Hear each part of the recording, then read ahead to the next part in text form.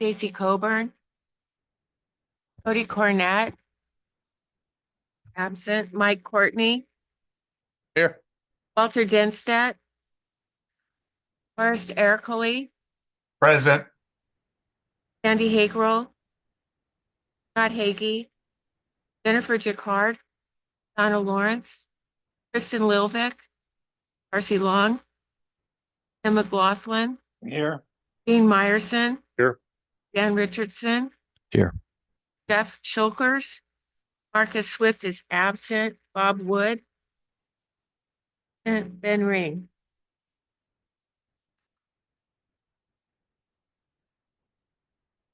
Stand if you can. For the pledge of allegiance.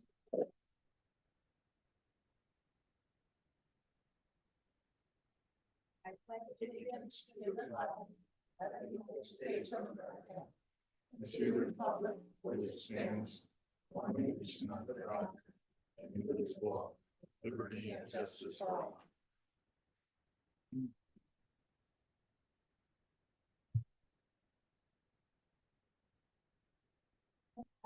Item number 4, approval of the. Hi, I'm sorry. This is Jonathan. Whoever's speaking, their microphone is not on. Thank you, Jonathan. You bet. Thank you, Darcy. Excuse me, can you guys all make sure your red buttons are lit up? A little, We can share. and can you please remember to speak into the mic? You'll have to switch them back and forth. Thanks. All right, so item number 4, approval of the agenda. Any changes or additions, staff? Nope. Okay. I'll take a motion. Second. Been moved by Scott Hagee and seconded by Mike Courtney to approve the agenda as presented. All in favor, say aye. Aye. Any opposed? Motion passes. Next, we have the election of a chair and a secretary specifically for this meeting. Let's start with the secretary. Is anyone interested in volunteering to be the secretary? It doesn't involve actual taking notes. Paula is doing that. You just need to come in and sign them after the group votes to approve the minutes afterward. And it happens that way every year. Into the mic. Oh, I'll volunteer. Thank you. Tim McLaughlin has volunteered. Are there any other nominations? Seeing none. All in favor of Tim McLaughlin, say aye. Aye. Any opposed? All right, so now we need a chair for this meeting. Is anyone interested in nominating themselves or nominating someone else? I'll nominate Darcy Long. I'll second. Any other nominations? Seconded. About 3 people. Pick one. All right, it's been moved and seconded for Darcy Long to be the chair of this meeting. All in favor, say aye. Aye. Opposed? No. Okay. Moving right along. We've got the number 8. No, sorry, number 6, approval of the minutes from last year, April 16th, 2024. Everyone who was present for that meeting is allowed to vote. If you were not here for that meeting, you need to abstain. I wasn't going to read them out loud. Do people need a minute to skim through them?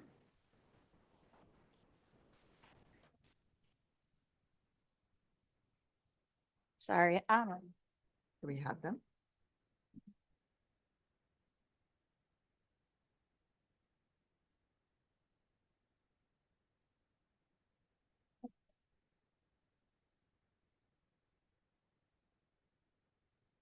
Did anyone have any corrections or additions to the minutes? I was wondering if it should say at the top, Urban Renewal Budget Committee on this. Hi, I'm sorry. This is Jonathan again. I can't hear who's speaking. Use the microphone. I was wondering, this is Donna Lawrence. is this on? Yes, I can hear you through it. I was wondering if this is Budget Committee minutes, if it should say Budget Committee at the heading. Jonathan, do you have thoughts on that? It certainly can say budget committee minutes. What does it say now? Says Columbia Gateway Urban Renewal Agency Board Meeting. Oh, well, yeah, I think that's very straightforward. We can absolutely change that clerically to reflect that this is the budget committee's meeting. Okay, so like a Scribner's error and doesn't Absolutely. require a vote? Okay, Right. yes, we will do that. Thank you, Donna, for noticing that. Any other? Yes.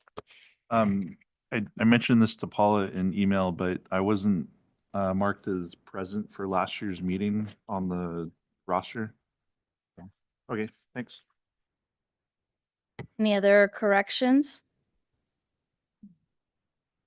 Okay, seeing none, I'll take a motion to approve the minutes with the Scribner's errors. I move that we approve the minutes from last year as presented. With the Scribner's errors. Okay, perfect. Just want to make sure she gets that right. Okay, so it's been moved by Donna Lawrence. Is there a second, please? I'll second. And it's been seconded by Ben Ring. All in favor, say aye. Aye. Opposed? Abstain because I wasn't here. Okay, so Walter and Kristen Lilovic have, and Jennifer Jacquard have abstained because they were not present. Oh, okay. Well, I wasn't sure since she'd be on the attendance list that might confuse people, so, okay.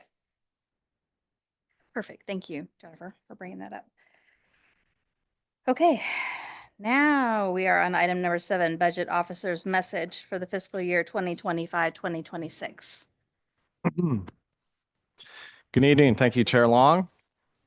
Members of the committee, Joshua Chandler, Community Development Director, and the Columbia Gateway Urban Renewal Manager.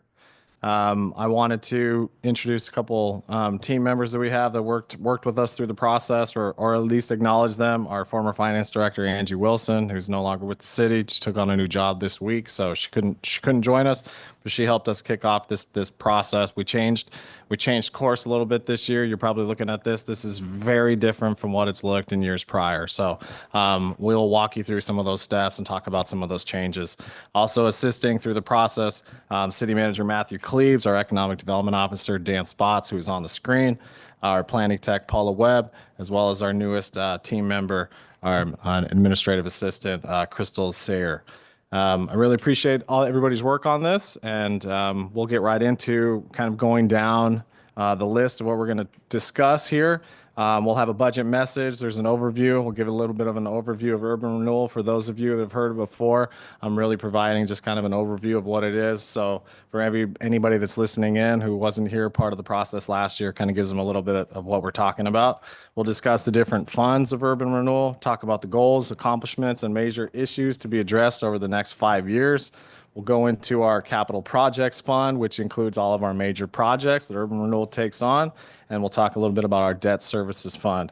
So I'll pause periodically to ask questions. I'll try to break these things up into sections. So at the end of each section, I'll ask if anybody has questions so we're not getting lost and we can continue the process going forward.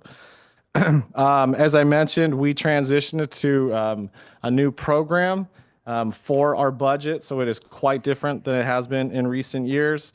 I will call out the different pages as we go along to keep everybody up to pace where we're at.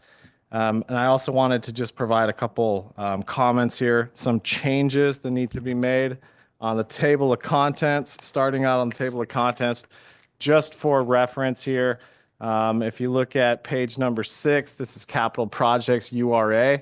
This could probably be retitled to say basically urban renewal narrative. So just so you're following along, capital projects is actually what we consider one of our funds. So we're not losing it, not getting confused here.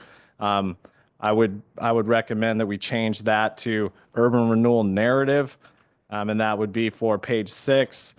And then when we get into it further, just some clarification on page 16. That is the URA proposed budget. I'll probably be transitioning back and forth, calling it our capital project fund as well. So if you have any questions on that, feel free. I'm happy to answer those questions. But just for a frame of reference, we always kind of call it the capital projects fund in-house. So heads up there. Also, for some readability in looking through this, as I said, we're working out all the kinks and transitioning over to this new program. Page 21, I think for overall readability, when we get to that point, I'm requesting that we just remove that. It's basically a standalone page that discusses what the mission statement is of our debt services fund and a description. Probably don't really need a mission statement for a debt services fund. And we also talk about what a debt services fund is earlier on in the packet. So something to make note there. And another change is on page 7. And apologies for already jumping all over this book for you. Page 7, a slight edit to be made would be in the paragraph titled Incentive Program. There's a number there for how much is being budgeted for the incentive program. It's called out at 1.6 million. It should actually be 1.4 million. So it's actually correct throughout the rest of it. So I just wanted to make those corrections here for you. So the urban renewal district is set to sunset in 2029, which concludes about 4 decades of this program and this district. In its final years, it's important that we focus our efforts on impactful strategic investments. In 24-25, actually this last December, the agency completed a comprehensive historical and financial analysis of urban renewal, which concluded with the first substantial amendment to the urban renewal plan since 2009. This increased the district's spending authority, known as maximum indebtedness, by $6.1 million.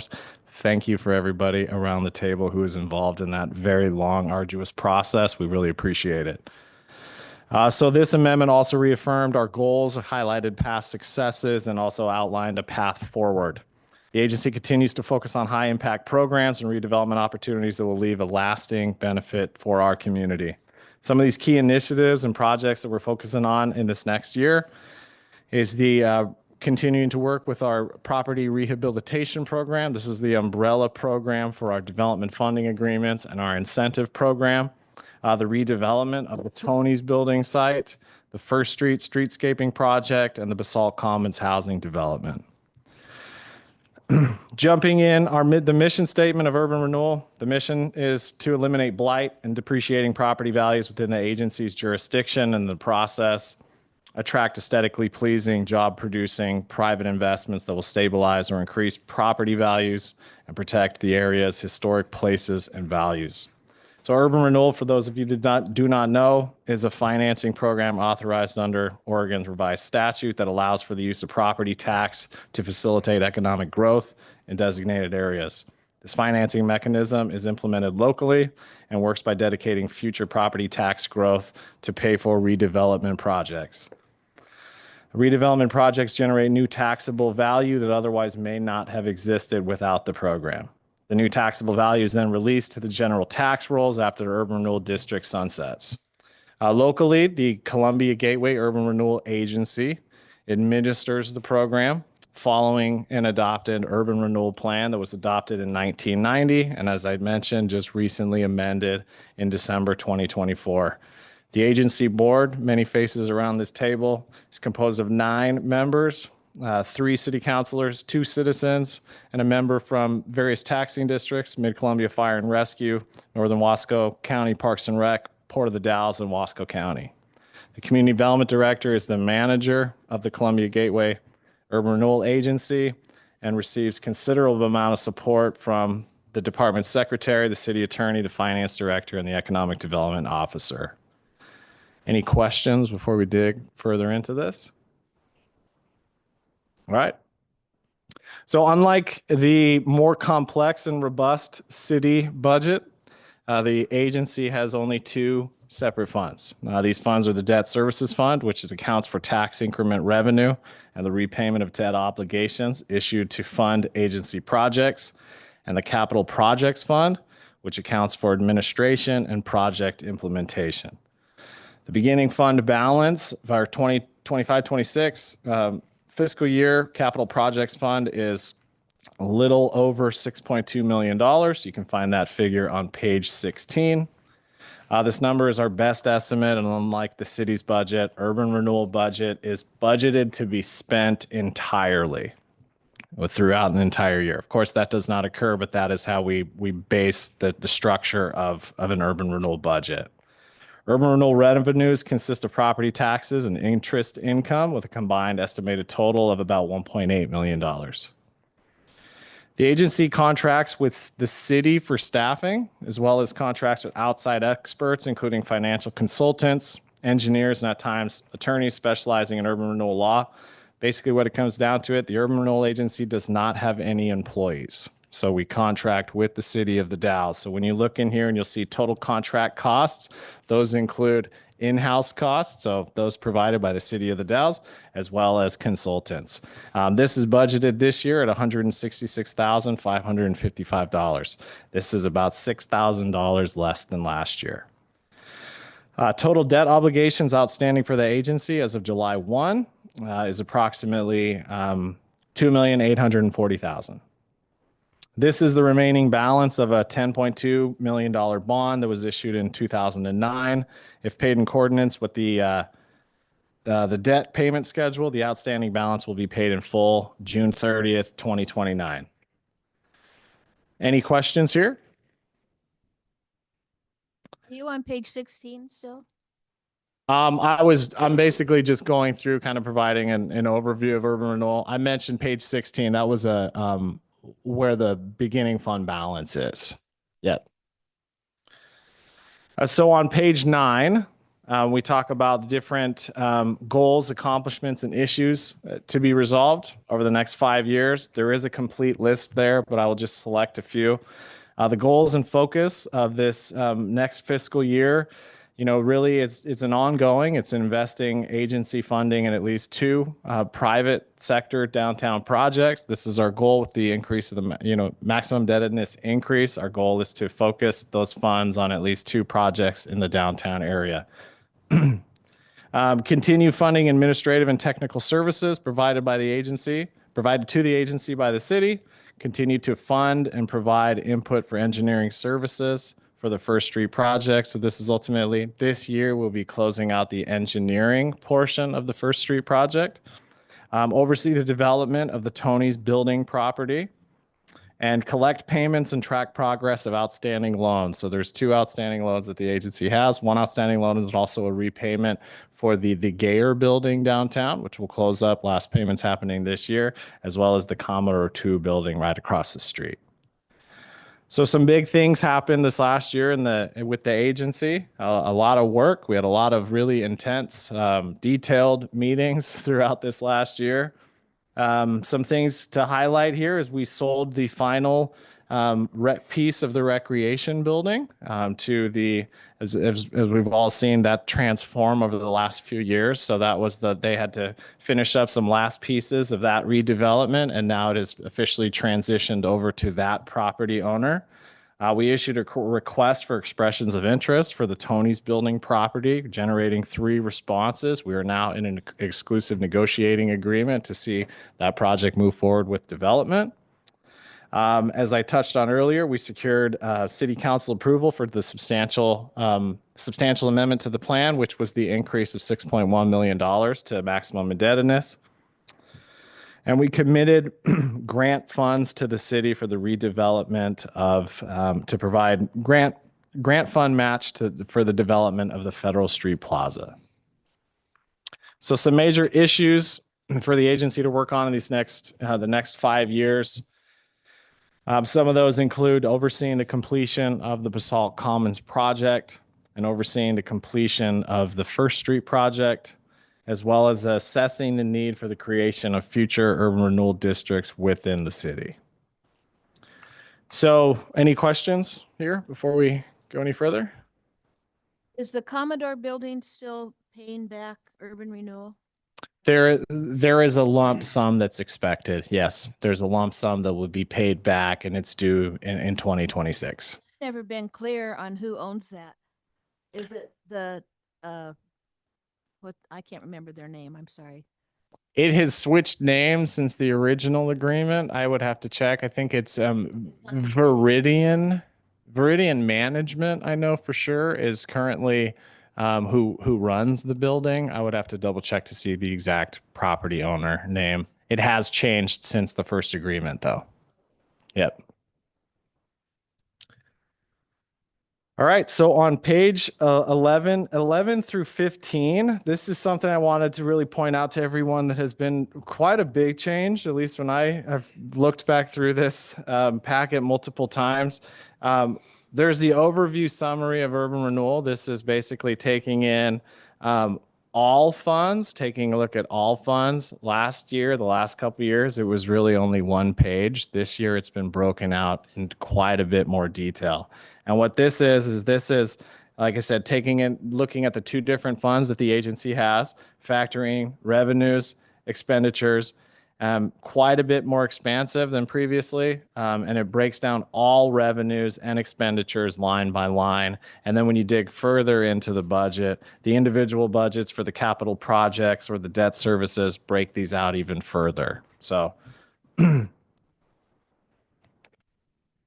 then getting into the, on page 16 is where we start the capital projects fund. This is also, as I mentioned, that's what we call it in-house, but it's really the urban renewal budget. So it is the urban renewal budget, and then there is the debt services budget fund as a reminder there.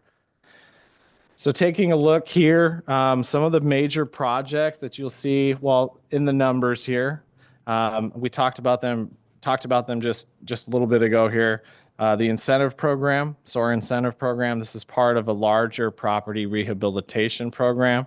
The incentive program since 2022 has provided over $315,000 of funds to see development in our downtown district. Multiple eligible projects of varying scale are considered every year. Some come in front of the board, some are handled administratively. This year, we are budgeting $1.4 million for this program. And as mentioned, these are, when they come up, we want to be able to have that money available when projects come to us. Development takes a very long time sometimes. Sometimes projects are able to move forward a lot sooner than others. So this $1.4 million is I think it's about a $300,000 increase from last year. And it does not include the Basalt Commons project. And a graph of what has been committed versus expended in the program is provided on page, excuse me, thought I had that written down here. On page 8. So this shows, of course, we've committed about $1.3 million through this program. And about, only $315,000 has actually been expended to this point. Touching on the Basalt Commons project, I think everybody's pretty familiar with the Basalt Commons project at this time. It's a 116-unit apartment complex downtown at the former Griffith Motors site.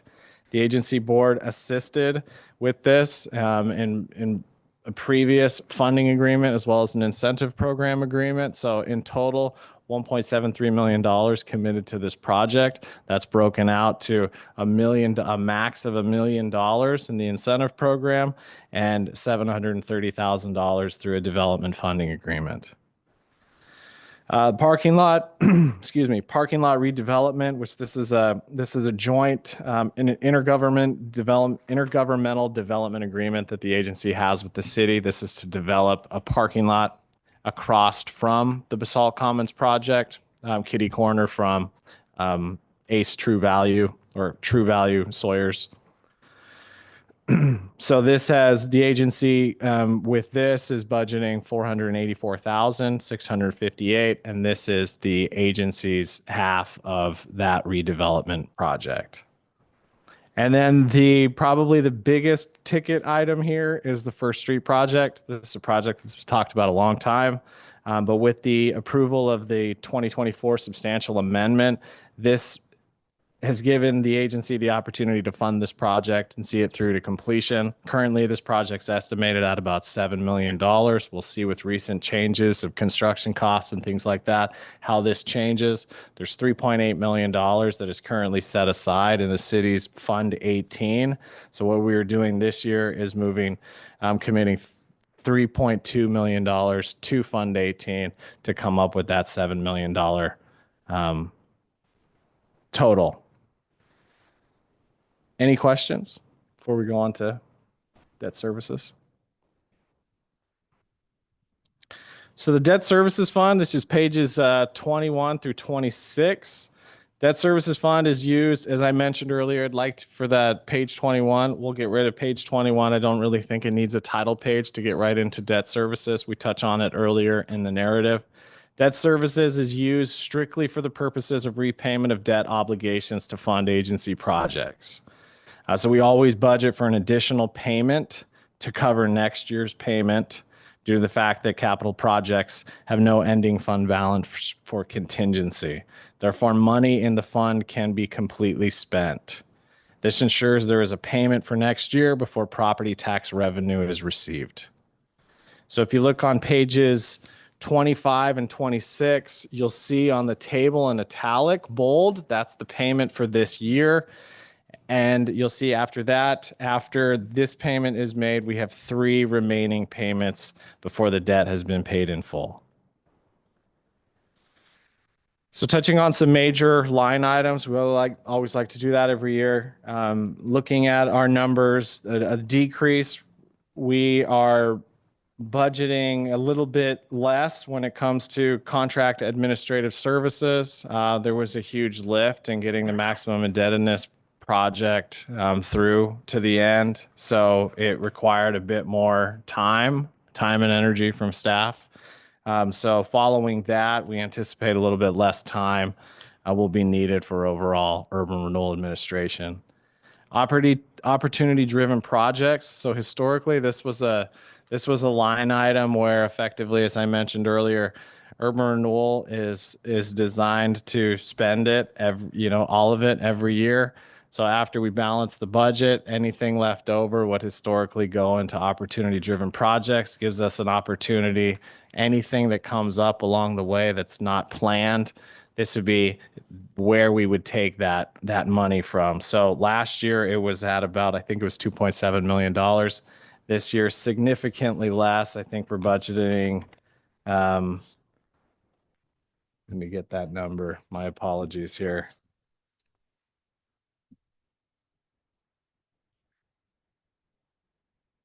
This year so last year 2.7 was budgeted. This year's 31,000. And the big change is that money is going towards the First Street project. Almost the majority of that money is going towards the First Street project. So some increases that we saw, auditing services, we've seen an increase, continued increase in auditing services. So this accounts for that. Property rehab, the Basalt Commons, you'll see a change. It was originally at $855,000. The original agreement for Basalt Commons was capped at $1 million. And when we entered into that in 2022, we anticipated, cost increases, and we have seen cost increases with SDC increases. So we are now budgeting that cap $1 million, which we anticipate will go towards the Basalt Commons project. The incentive program increased by about $300,000.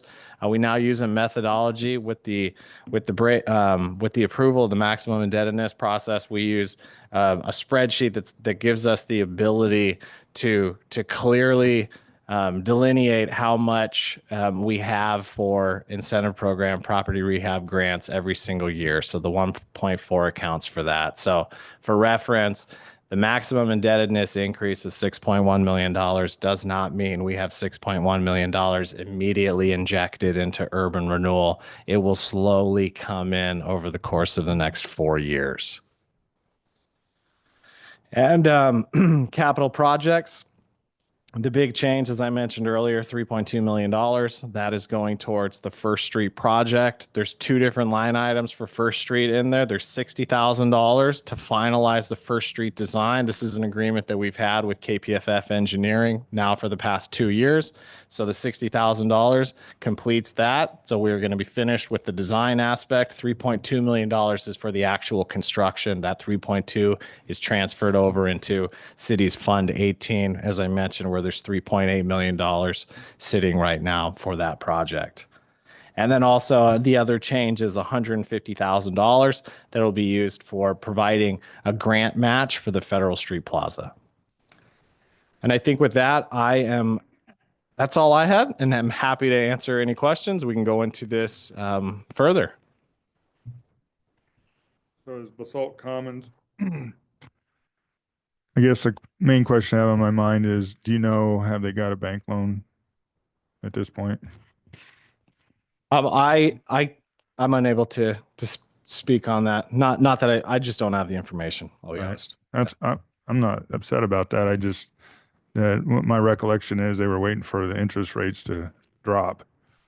And if they didn't get one, I think they waited too long. Yeah, I can't speak to it honestly.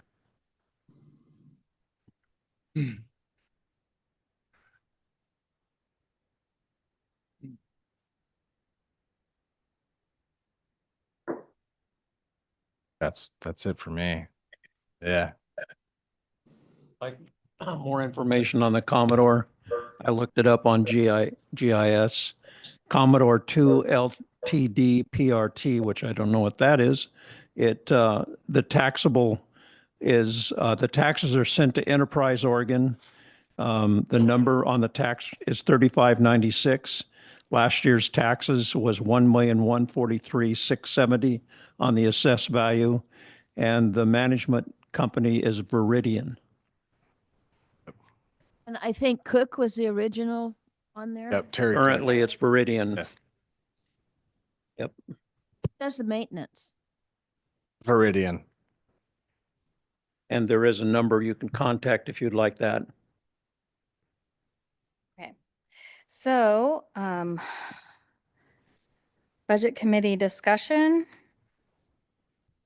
Where do you want to start with that, Josh? You wanted to see what people want to talk about, or you want to go on a certain? Yeah, I think I may have blended it a little bit with my message. I think my message got a little long. But yeah, I think we can discuss any points. I can answer any questions. I think I kind of covered, I went down on the high level of it, but Yeah. other than that, yeah, I would just open it up to the committee. All right. Questions for staff or for discussion?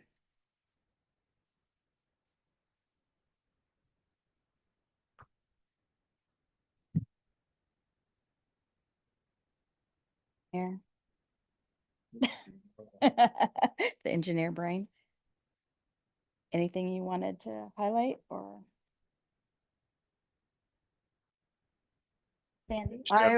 This is Sandy. I would just be curious why the auditing is so much more than what's budgeted? Why did that fluctuate so much? I can't really speak to it. I think it could have been a transition, bringing on a new auditing team, I believe. Yeah. We kind of, we ride on the coattails of the city auditor. So we get one auditor that comes in and does the city, the airport, and the agency. So I wouldn't be able to speak to that. I don't know if the city manager can, but I think that's basically just saw an increase overall.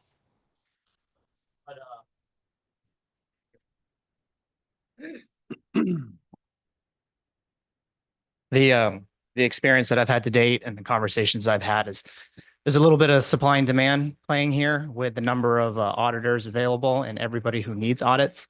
Not putting any blame or fingers out there, but I think the school district's behind on their audits. City of Cascade Locks is behind on their audits, and we're all doing the best we can. And I think there's just not as many people doing it, and everybody is required to have them, and continues to try and get them done as expeditiously as possible. And I think it's a large part of reflection of that. Wow. No, wasn't this year, we were required to switch auditors. And so that also creates more work on the back end to get to know us. Yep. As well. And it was partly through that process where we experienced rise in some of the rates and even just securing anybody to do it. And so when it's that kind of an environment and you're Okay. required to have them done, None of the local CPAs do those anymore? not, and states, go ahead. Yeah, I was just gonna say, we've gone out and even from the port office, even talked to other port offices and looked at putting out RFPs. There are multiple port offices that are multiple years behind. There's just nobody doing audits anymore. So if you've got anybody that is doing them, you're lucky, you stay with them and you just, yeah. They want. Yeah, yeah. So I think it's just kind of it's a lot of work and a lot of continuing education and not a lot of folks going into that industry. And Wow. so you kind of stay where you are and be happy with what you got until you have to change, unfortunately. Yeah. As the chair mentioned a moment ago, you should switch up your auditors every so years, but the dynamics that we're talking about make that terrifying at times. I'm back when I used to do it. The city, the county was a boring job. It was the part I liked the least. Like you could do it again. I'm not interested. That's the problem. I'm retired. Post-COVID, nobody wants to work. Nobody wants. Speak into the mic. Nope, you got to remind us, we're not used to doing that on a daily basis, so we got to make it easy for you to do the hard work. Any other, yes, Just a Larson. explanation on page 16, the huge difference between the 2025 actual and budget, over 6 million versus 411,000.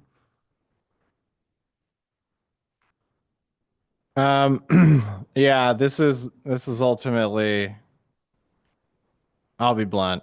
Our finance director left a little bit before this, and I was trying to iron out these numbers. Matthew, I don't know if you can speak to it. It was an issue with the app. It was an issue with the app when it came to balancing. Also, when you look just a little bit above that, it's this fiscal year 2026 budgeted and has a dash through it. We found out that to balance the budget, you had to enter that in as 0. That number had to be entered in 0 to make this thing balance.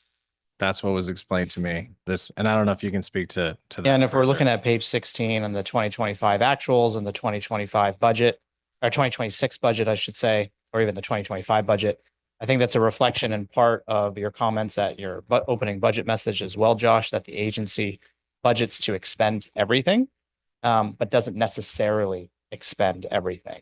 And so, budgeting funds for First Street, but then they weren't transferred, or budgeting funds for Basalt Commons, but it hasn't moved forward yet. We allocate those revenues so they're available to pull the trigger when they're ready to be pulled, but they weren't pulled in this last year. So the actuals in 2025 don't reflect that, if that makes sense. So basically, we would see that every year till the projects are ready to spend that money. Is that the idea? Correct. Question. Anyone else?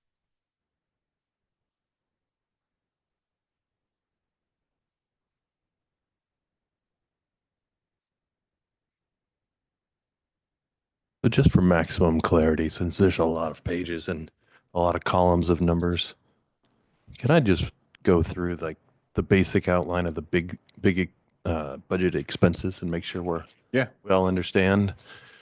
Correct me. So this year's combined funds budget is 6.9. Is that right? Combined is 8.8, which includes the debt service Right. Okay. and urban renewal. So striking the debt service, what do you have? Not debt service. So just the capital projects. Correct. Is that 625. Yeah. Okay, thank you. 6.25 million. and that's on page 16. Mm-hmm. You'll see it basically this 411 that was just discussed. So if you go the fiscal year 2026 budgeted, and then it's that number right at the bottom has a negative next to it. 6,238,789.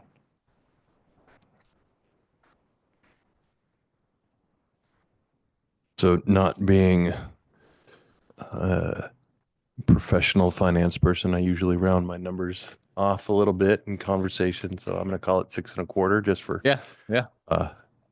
conversation's sake. And let's see, on is page 10, would you say that's the clearest sort of bullet list to go down, or that not?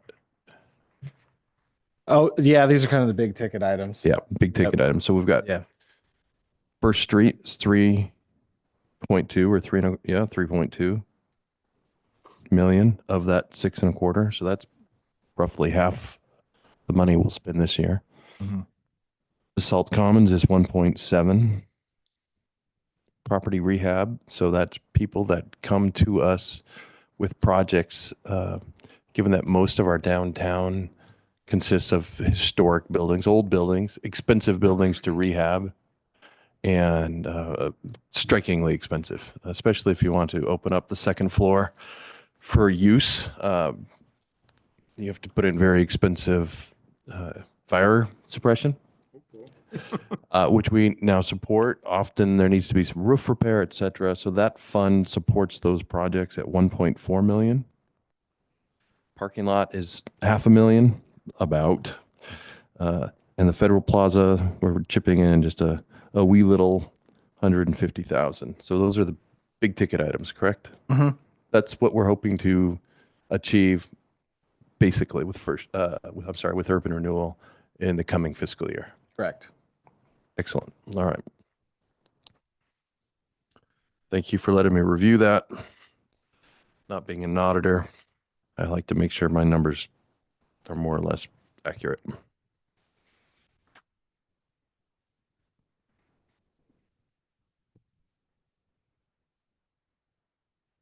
Any other questions? Comments?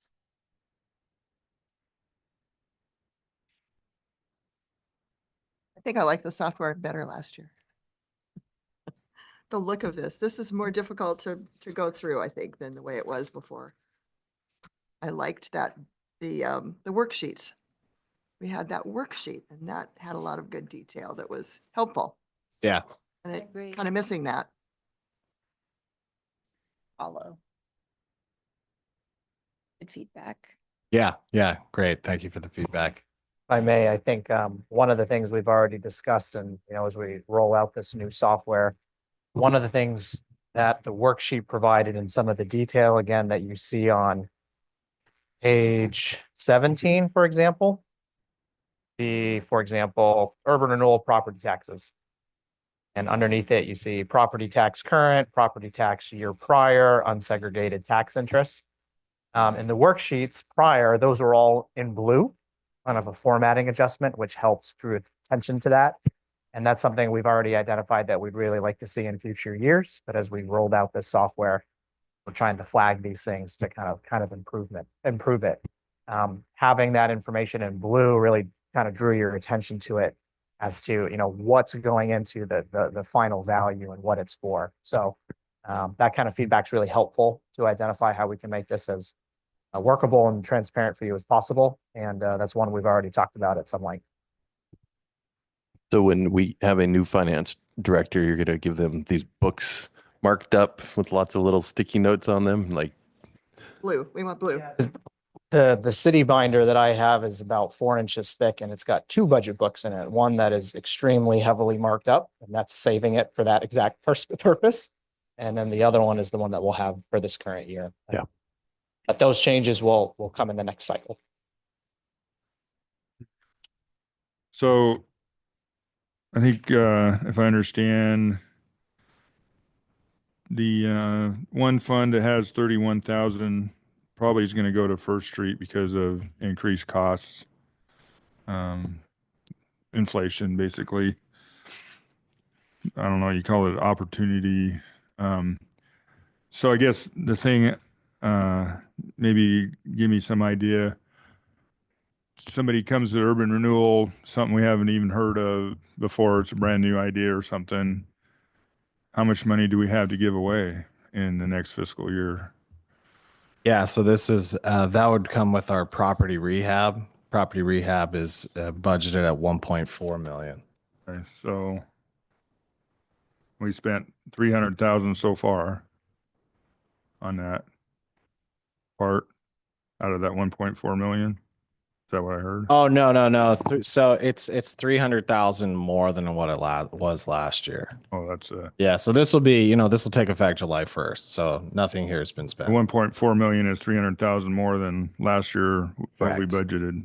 Correct. We have over $1 million for things that have not been approved yet, but we might decide to say, okay, we'll give you some money for that. Yeah, and effectively it follows that, any project, we've identified multiple projects when we were going through the maximum indebtedness increase, multiple projects downtown that could total X amount of money. But this, opens the door because like I said, development happens. Maybe someone has an idea, is ready to move forward on a project that another individual does. So it's just being ready when those projects come so we can provide the assistance. And if we don't spend it, it'll roll over into the next year Exactly. and cash flow. Exactly. Yep. And there is the caveat, as we understand that there could be increases in the total cost of the First Street project. And in the event that there are changes to this budget at a later date, then we need to compensate for the First Street project. That 1.4 could effectively be some of the money that is used to pay for the First Street project. So. Well, and Parks and Recreation has the other project that goes along the creek. And if I remember right, we wouldn't necessarily pitch any money in there, but what I remember hearing somebody say, unless they ask for it. Yeah, so we have provided assistance to that. So we provided assistance so they could move forward with a grant. I'm just thinking because of inflation, they're likely going to say we could sure use some more money for that. Yeah, it would be up for a board discussion. Up to the board. Donna. So Josh, where does First Street stand? I know you've had the engineering done, but is there this big push? Let's go, because if you don't use it, you'll lose it basically on the money. Yeah, so maybe not so much use it or lose it, but there is a push. There is a definite push. I would say the biggest delay has been archaeological work. So we understand that site is going to have an adverse impact because one of the, part of the work is removing some walls that are there. When they were estimating on, basically they put together a scope to find out, they were estimating when they would do their initial testing, they were going to find 150 deposits. They found 400. So it just expanded the amount of documentation that they had to go through. And this is a project, as we talked about, it's been going on for 20 years. There has been multiple archaeological firms that have worked on it. So that has been really one of the biggest delays that we've had to date. But it's still a push with our team, our engineering team, as well as myself. We finalized review of the plans themselves. So that aspect of it's done, but there's still the archaeological work that has to be done, right-of-way coordination. So there is various easements that we need to purchase from property owners, whether they're permanent easements, temporary easements. This is so we can actually just build the project. That has yet to be finalized. And then there's coordination with the railroad, because there's going to be upgrades to that crossing right there at First and Union effectively. But the push is to have it start construction by this year. That's our goal. Yeah. I think we're still, I feel pretty confident we're on pace with that, but archaeological has been far more of a delay than we ever anticipated. So, yeah. And that was the big reasoning behind the increased indebtedness. And so we are committed to this project, and it's been sitting there not getting worked on. And so we're pushing through so we don't have cost increases, hopefully. So get it done. Yeah, Done. yeah. Yes, Tim. Okay, as I review the expenditures by expense, um, everything seems to be aligned. Everything seems to be within reason. There's a couple glaring areas, which was the accounting that you found. And there was one more that jumped out at me was buildings and grounds. In 2023, it was 9,112. And then every year it goes down to where it's budgeted 1,000 currently. What accounts for that? What accounts is, first of all, the Tony's building was demoed. Oh, So there was some basic routine property maintenance that went into that. There was a period of time where it was determined that we were going to keep the heat on during the winter time for one reason or another. So we had the heat running one entire winter, and that paid for some of that. But with the Tony site gone, really the only thing that's needed there is spraying down some weeds once a year. We're also finishing up those First Street lots, the sunken First Street lots. We are currently under review for an archaeological permit there, and what we are going to be doing is repaving those lots, restriping those lots. Those will be done by June 30th. So really, it came down to there was not much property maintenance left, so that's why we reduced it so much. that makes sense. Good news. Yeah. Anyone else? Okay, I just want to make sure everybody gets a chance. All right, so I don't want to rush anyone, but are we ready to pass the budget? I'll even make a motion, but after that, Mhm. there's a couple of housekeeping things I'd like to address before it's. Sure, yeah, definitely. I move that we approve the budget as proposed for 25-26. Okay, so Donna Lawrence are you raising your hand, Matthew, or you're? Oh, right, because we're sending it on. Okay. Yes. I'll change my motion. Move that we recommend approval of the proposed budget for 25-26 of the Urban Renewal Agency. I'll second that. Okay, and it's been seconded by Mike Courtney. Cody.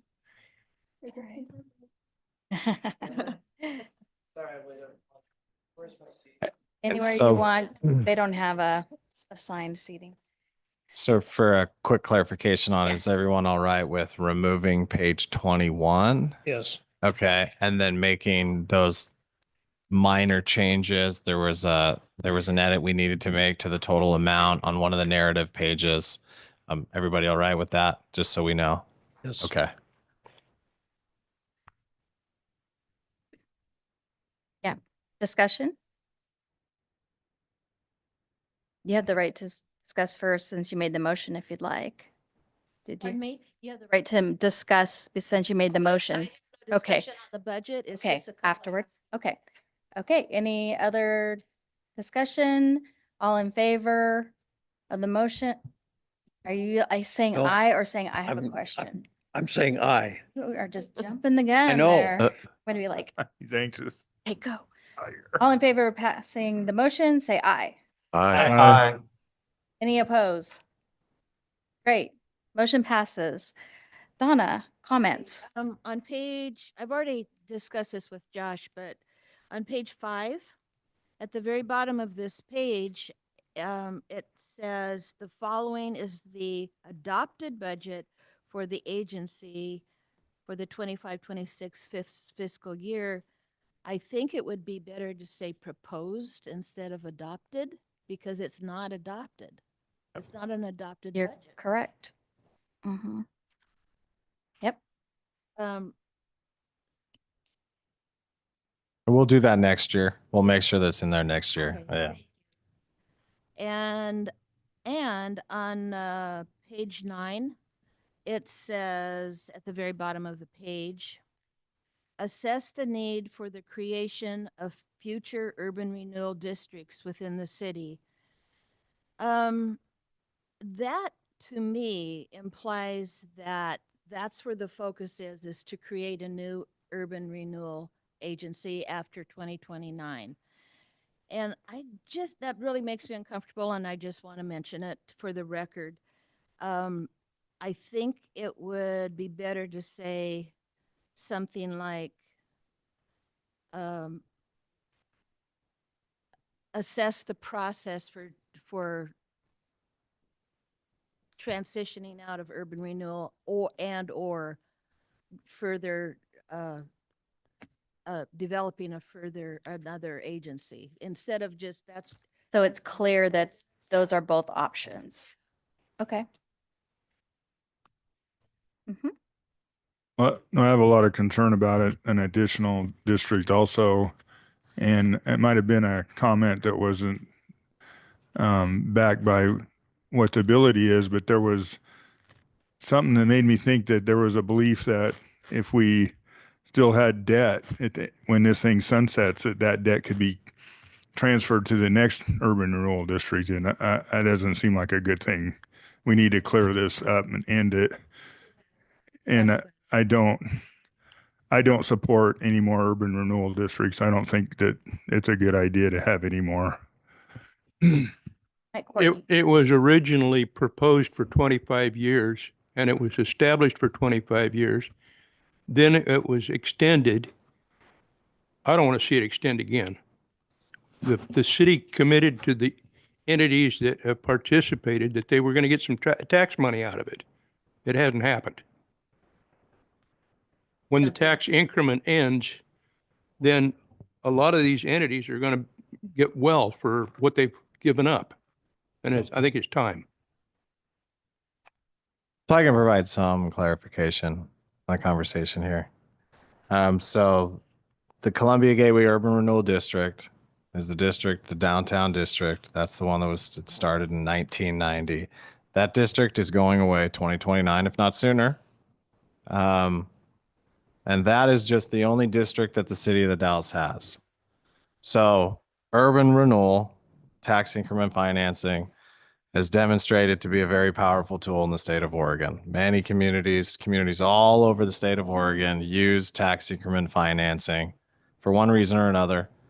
And what this is basically in here is to look at the feasibility of potentially having another district. That wouldn't be the downtown district. That could be a district, any other location in the city of the Dalles. So it can be used, like I said, for many reasons, whether or not some people may or may not be supportive of it. I think our board has been in support of at least looking at the feasibility of another district at some point. It's not something we're doing tomorrow. It's not something we're probably doing a year from now. It is something that was adopted into the city's housing production strategy just this last year as one of our actions is to assess the feasibility of establishing another urban renewal district in the city. So that's a little bit of a background on it. We can tweak the words if we would like with this process here, but it's not my opinion that's going to guide this document here. But I'm a proponent of urban renewal, whether or not there's how it's been handled in the past here in the Dalles. I think it is a very successful tool for funding projects that may not be completed otherwise. But so the rules that were around in 1990, and maybe I need corrected, but this whole ability to create the district and everything, whether it worked out well or not, it seems to me like it happened without a vote of the taxpayers. And I'm wondering if the Urban Renewal Board and the City Council want another one, is there a way they can implement it without a vote of the taxpayers? So it's basically what was told to us when we went through the substantial amendment was a substantial amendment is far more difficult than establishing a new district altogether, but it does follow the same format.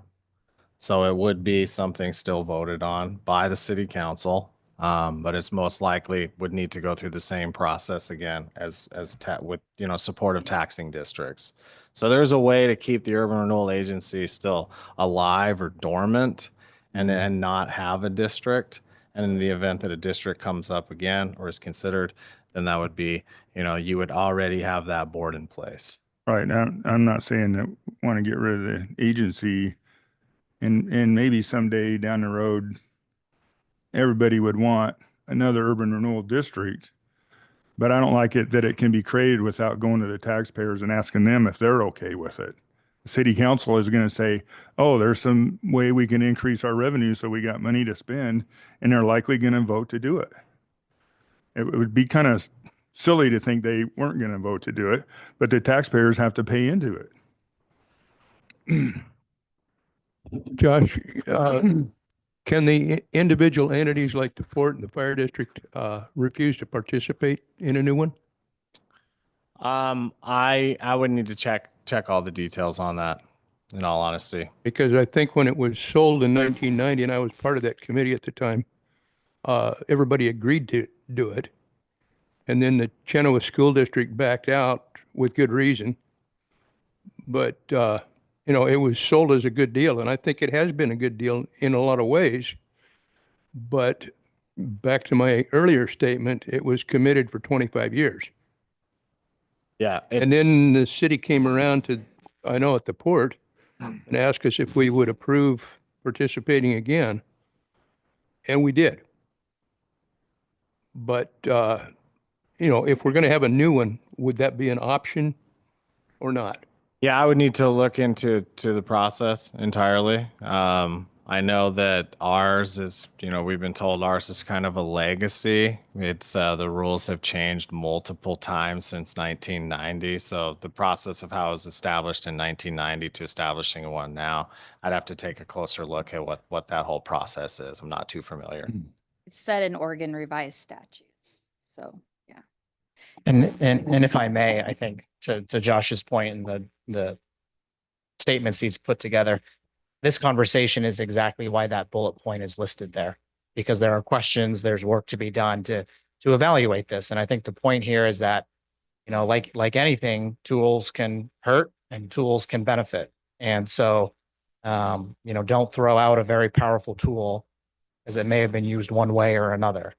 That's where that assessment and that feasibility of how to learn from lessons over the last 30 years and continue to make sure we have the potential to have all the tools available to this community, and answering these exact kind of questions would be the feasibility and assessment to see if that's possible or not.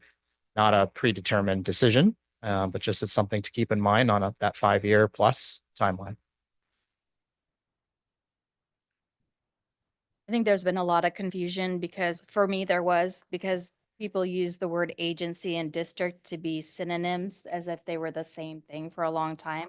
And then when I realized they were separate, it was like, oh, okay. So, and also city council used to be the decision-making body, and now it is the agency, which is separate from city council. So that does help.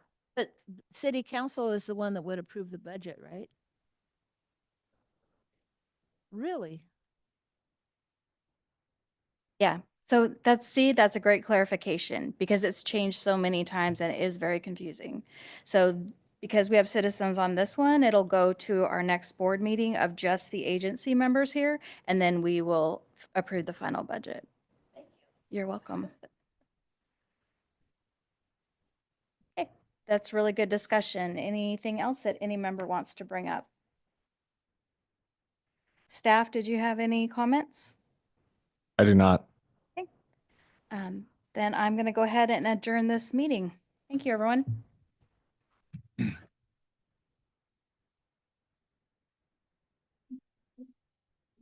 Okay.